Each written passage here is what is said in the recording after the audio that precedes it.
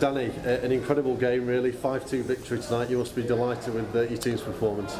Yeah, most of it. I think great to score 5 goals against a team, not only a local rival but second in the league. Really good team, by the way. Really good team, Doncaster. Fair play. They'll definitely be up there regardless of this result come the end of the season. Every time we attack we look like we're going to score.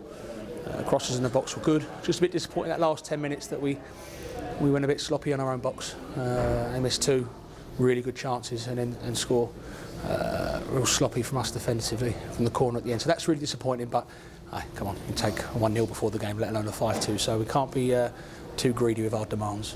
Clinical tonight as well in terms of the chances that you got, particularly in the first half. You know, Doncaster had a lot of efforts, but you got the lead at half time. Yeah, and I think at 2-0 had a real feel good around the place. I think we were getting to every second ball, every pass was coming off, every shot was nearly going in, etc.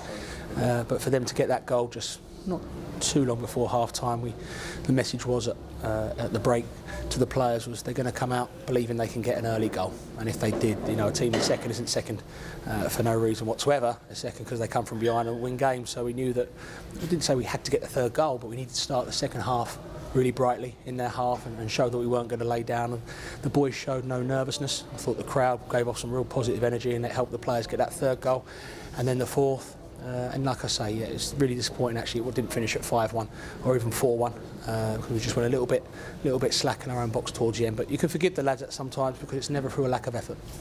Must be pleased tonight that 3 of the goal scorers were new signings as well. Great for all of them to get the goals. Yeah, and I think if we go back to the Port Vale game, there was a little bit of nervousness amongst the team, just because it was some new players making their debut. Same at Cheltenham, and it takes time. And I think you've seen people like Michael, once they've got that game out of the way. Wim's had a run of games now. He's got a couple of goals tonight. Great for his confidence. There's never been a lack of effort from the boys. The new lads have come in, bought into everything, and more importantly than that, the lads that they've replaced in the recent past, in the last couple of games, have taken it well and have come on and contributed. People like Ollie Banks scoring a real cracking goal right at the end there. So really good night for the supporters. We were 8 points off playoffs before the game. We're now 5. I'm sure obviously teams might change that gap come Saturday evening, but yeah, like I said, if we can just keep giving our supporters a little bit of hope that the fight isn't done just yet.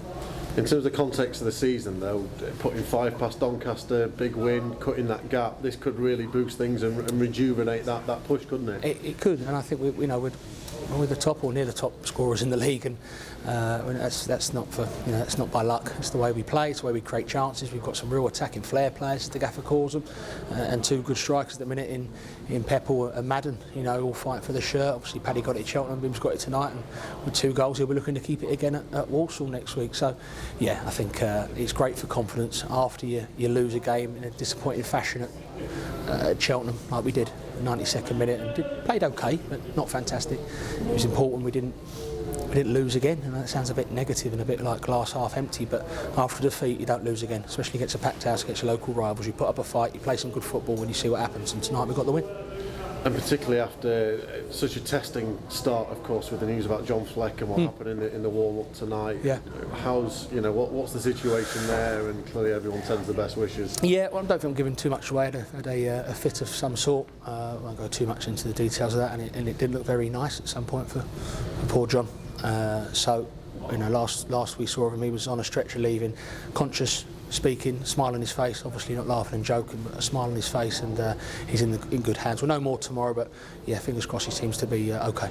And hopefully he can hear about the results and the performance, and that will cheer up whatever happens, because it'll put a smile on a lot of people's faces, won't it? I think so. Listen, it was a period during that period that moment with John on the floor during the warm-up, and football goes out your mind, doesn't it? And then when you see him come around, if we actually focus on the game again, and fair play to our players and the Doncaster players and supporters, they showed a lot of respect in that situation. But our dressing room was a very quiet place before kick-off. As staff and the manager, we tried to lift the boys and let them know that John seemed to be okay when he left, but they were flax. He's a teammate and they care about him. So without sounding too much of a doom and gloom about the situation, they went out there and they got the 3 points for John and his situation. But hopefully, I'm not speaking ahead of myself, hopefully he's fine.